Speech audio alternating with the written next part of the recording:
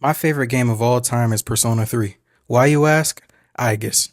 Aigis to me is one of the most inspiring characters in all of fiction. I became a Persona fan many years ago during some of the most formative years of my youth. Very few stories have stuck with me like hers did. I see her kind of like this.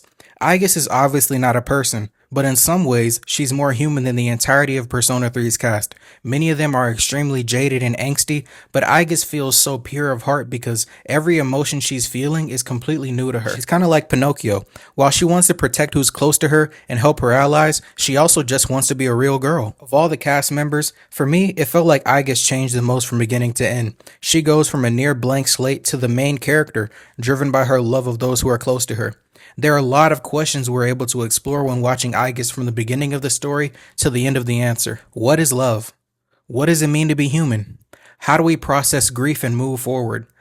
There are a lot of questions that we have, and it felt like she answered them even better than a lot of the human cast, and I think that's really special. How many stories do you have where a robot shows you what it truly means to be human?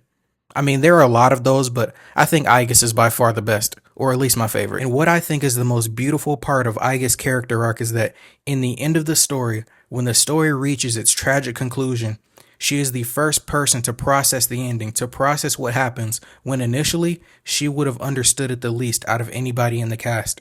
This is a beautiful story, and Aigis is one of my favorite characters and will always be.